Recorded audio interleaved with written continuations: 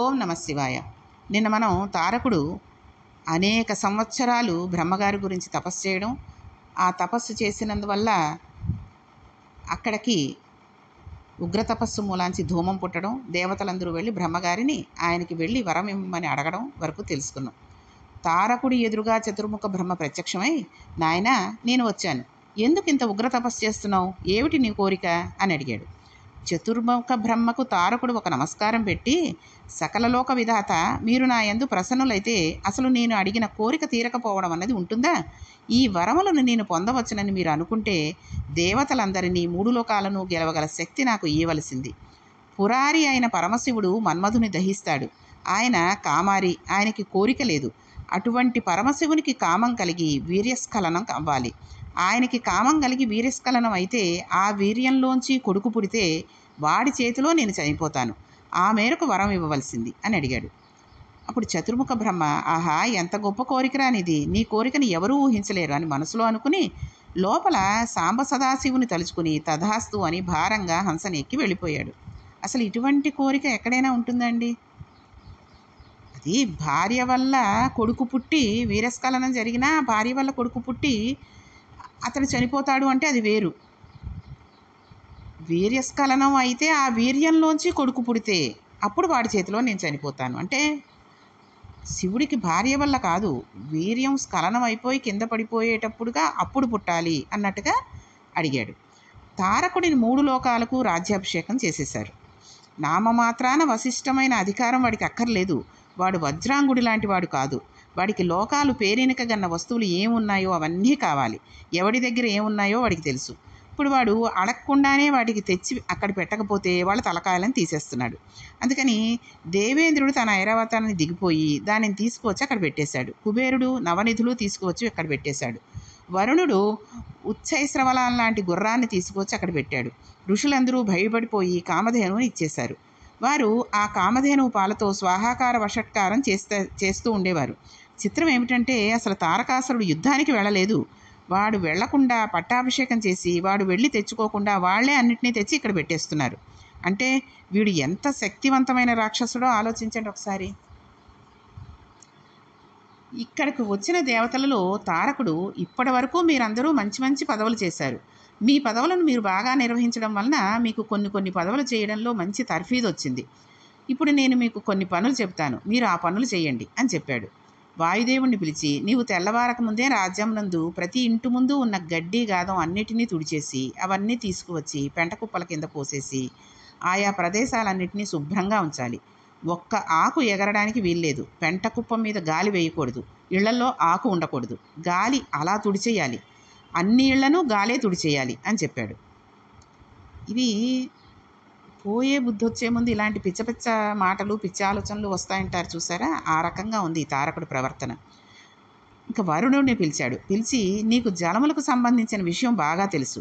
నీవు ప్రతిరోజు నీళ్లలో ఆవుపేడ కలిపి అన్ని ఇళ్ల ముందు చల్లు. అలా నువ్వు కళ్ళాపి చల్లుతూ ఉండు. అంతేకాకుండా ఎప్పుడెప్పుడు ఎక్కడెక్కడ ఎంతెంత నీరు పడాలో చూసుకుని దానిని బట్టి వర్షం పడాలి. తాగడానికి నీళ్లు ఉండడం కోసమే వర్షం పడాలి, పంటలు పండడానికి కాదు అని చెప్పాడు. తర్వాత అగ్నిహోత్రుని పిలిచి, నువ్వు వంటవాడిగా ఇంట్లో ఉండి మంచి వంటలు చేస్తూ ఉండు అన్నాడు. యమధర్మరాజును పిలిచి, ఇక నుంచి మీరు ఎవరినీ చంపనవసరం లేదు. మీరు శూలం పట్టుకుని మా ఇంటి ద్వారం ముందర నిలబడి కాపలా ఉండండి అని చెప్పాడు. ఈ విధంగా దిక్పాలకులందరినీ కూడా పదవులు తీసేసి అతను ప్రభువై ఉండి వాళ్ళ ప్రయోజకత్వాన్ని ఎంత అధమస్థాయిలో వాడుకుంటున్నాడో చూడండి. అంతటి వాడి చేత ఇంత హీనమైన పని చేస్తే ఒక్కొక్కడికి తృప్తిగా ఉంటుంది. ఈ తారకుడి రాక్షసు ప్రవృత్తి ఇప్పటికీ కొంతమంది ప్రజలలో ఈనాడు కూడా ఉంది అని తెలుసుకోవచ్చు. కాబట్టి తారకుడు రాక్షస ప్రవృత్తి కరుడు కట్టినవాడు. అశ్వినీ దేవతలను పిలిచి వీళ్ళు ఉపాధ్యాయులై పాఠాలన్నీ నేర్పుతూ ఉండాలి అని చెప్పాడు. కుబేరుని పిలిచి, నీవు ధనాగారంలో డబ్బు బాగా పెరగడానికి ఎలా అవతలవాడిని పీడించాలో ఆలోచించి ఆ డబ్బంతా మన కోశాగారానికి వచ్చేటట్టు ఏర్పాటు చేయి అన్నాడు. తుంబురుని పిలిచాడు. పిలిచి, నీవు ఎప్పుడూ భగవంతుని గూర్చి కీర్తనలు చేస్తూ ఉంటావు. రేపటి నుంచి అలా చేయడానికి వీలేదు.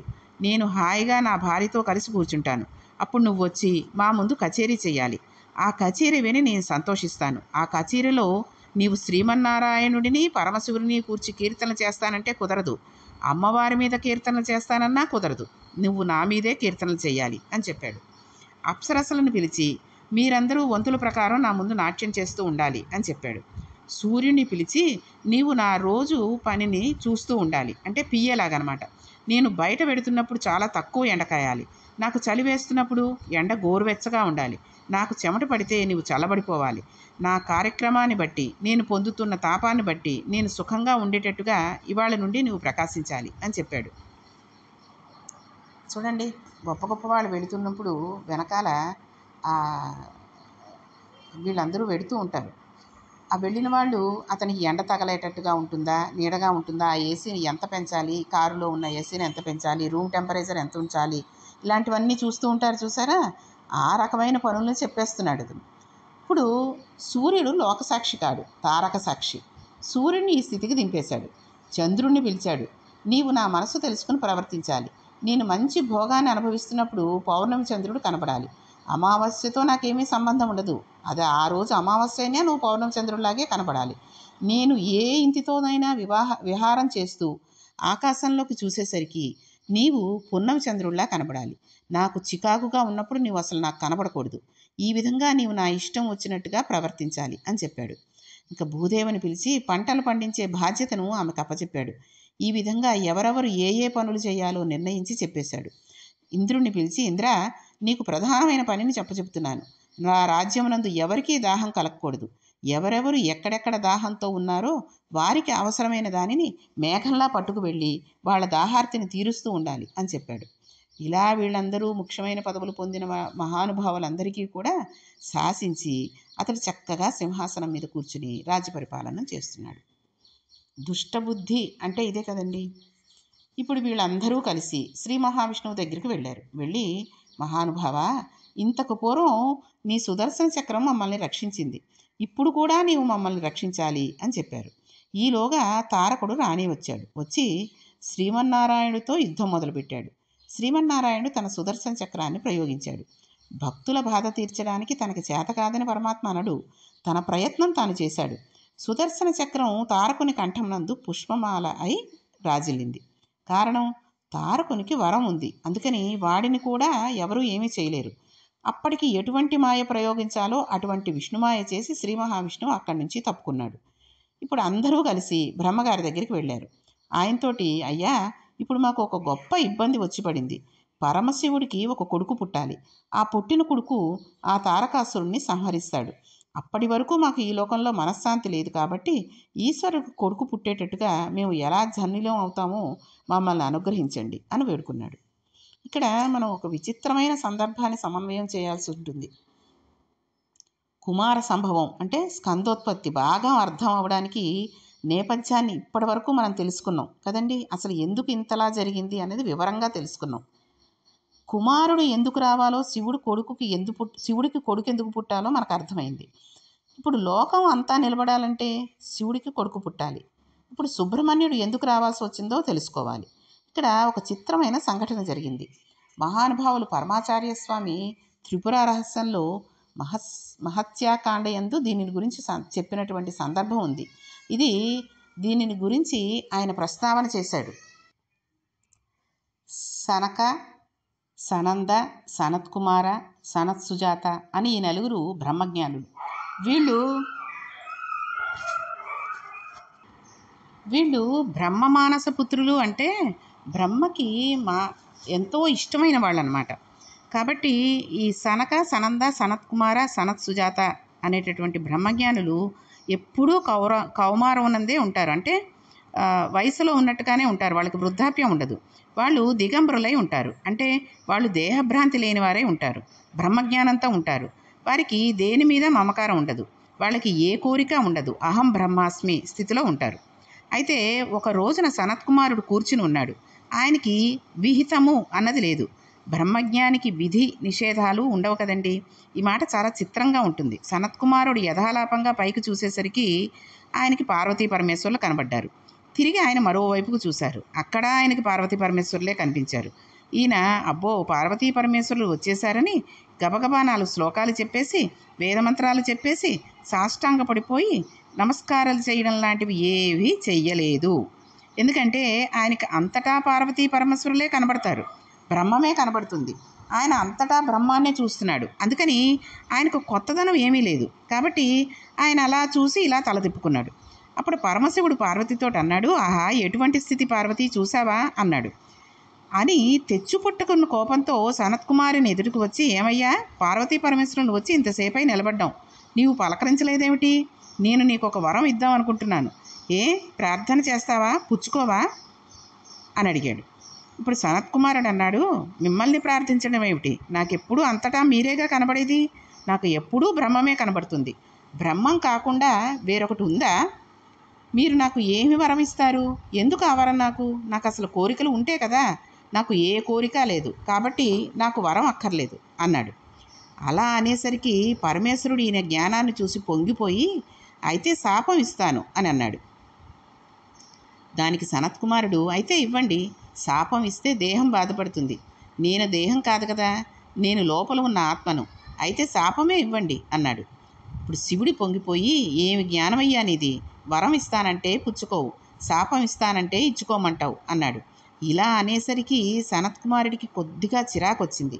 హాయిగా మౌనంగా కూర్చుని తనేదో తన పని చూసుకుంటుంటే, ఏమిటి వెళ్ళారు అనుకుని, స్వామి, మీరు కాసేపు వరం అంటారు, కాసేపు శాపం అంటారు, కావాలంటే నేనే మీకు వరం ఇస్తాను, పుచ్చుకోండి అన్నాడు.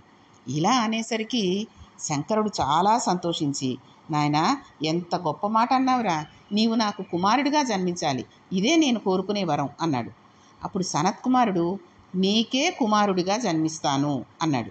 మాట పట్టుకున్నారో లేదో, శివుడి దగ్గర చూసి, నేను నీకే కుమారుడిగా జన్మిస్తాను అన్నాడు. ఈ మాట వినేసరికి పక్కనున్నటువంటి పార్వతీదేవి ఉలిక్కిపడింది. అంతే కదండి, అదేమిటి నీకే అని పరమేశ్వరునితో అంటున్నావు, నాకు కొడుకుగా ఉండవా అని అడిగింది. అడిగితే సనత్కుమారుడు అన్నాడు, అమ్మా, ఏమీ అనుకోకు, ఎంత జగజ్జనిమైనా నీకు కొడుకా రావాలంటే నీ కడుపులో అధోముఖంగా పడుకోవాలి, ఒక స్త్రీ యోనిలోంచి బయటికి రావాలి. అమ్మా, ఆ గర్భస్థ నరకం నాకు వద్దు తల్లి, నేను అలా రాను, నేను శివ సంబంధంగానే పుడతాను అంతే అన్నాడు. అంటే అమ్మవారు ఆయనకి వరం ఇచ్చానంటావేమిటి? లోకంలో ప్రకృతి పురుషులు యందు అలా ఉండదు, మగవాడికి కొడుకు ఎలా పుడతాడు? పక్కన నేను అమ్మవారిని ఉన్నాను, నాకు ఆయనకి కలిసి కదా కొడుకుగా పుట్టాలి. దీనికి కారణం ఉందా? నాకు ఆయనకి ఇద్దరికీ కలిసి కొన్ని సామాన్య లక్షణాలు ఉన్నాయి కదా. చంద్రరేఖ మా ఇద్దరికీ ఉంటుంది, మూడవ కన్ను మా ఇద్దరికీ ఉంటుంది, మనస్సు మా ఇద్దరికీ ఒకటే అయి ఉంటుంది.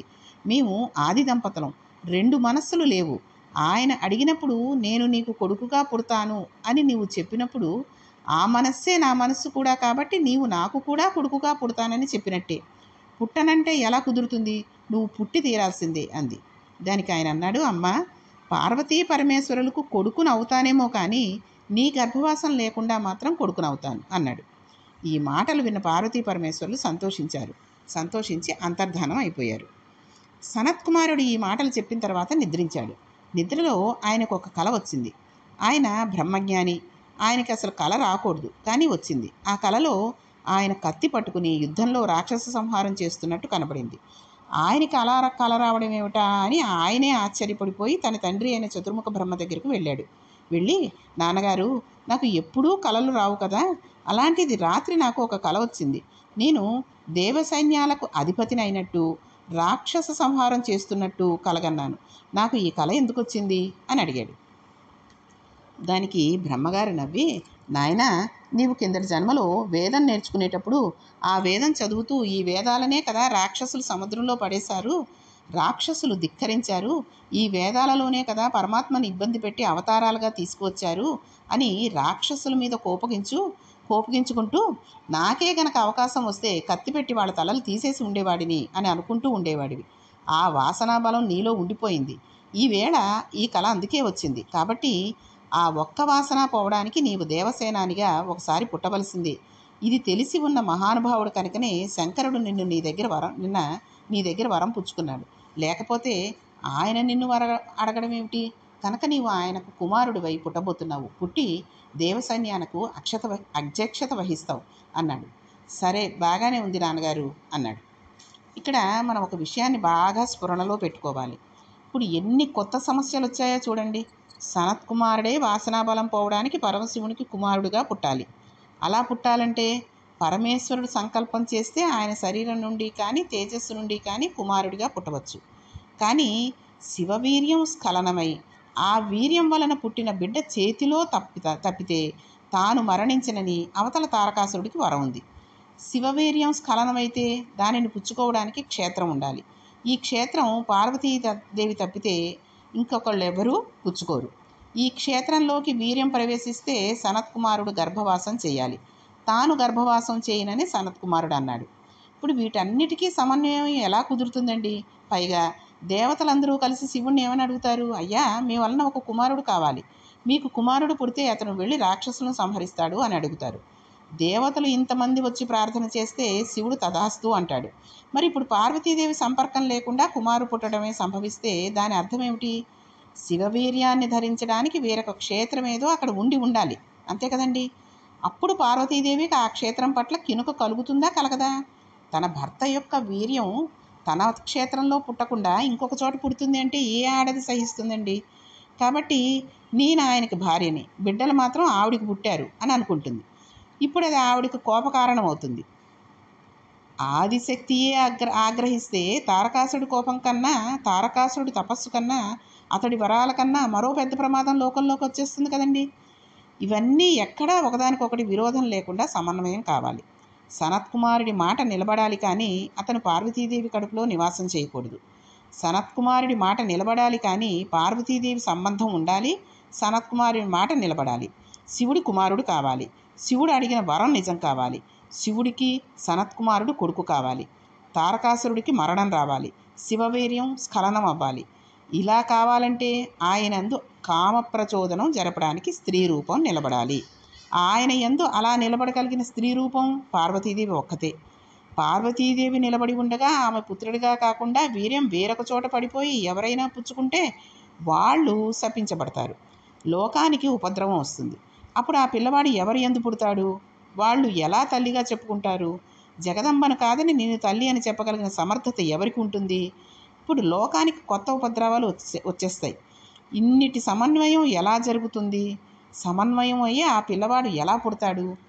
ఆ పిల్లవాడు పుట్టడానికి తారకాసురుడు అడగడం కాదు, ఇంకా అనేక సమస్యలు పుట్టుకొచ్చాయి. ఆయన అడిగాడు అంటే అది వేరే విషయం. ఇక్కడ సమస్యలు ఎన్ని పుట్టుకొచ్చాయో చూడండి.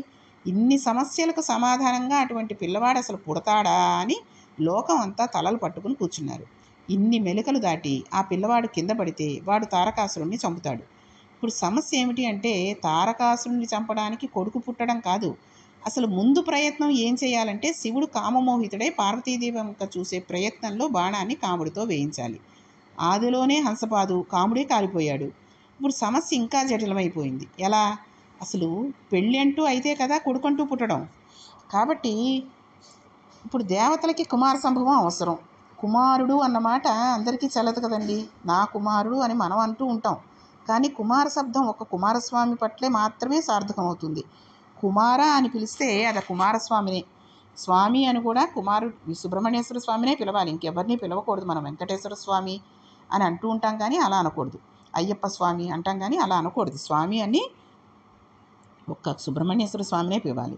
ఇప్పుడు కుమార సంభవం జరగాలి అంటే పరమశివుని తేజస్సును స్వీకరించడానికి జగదంబయే ఉండాలి.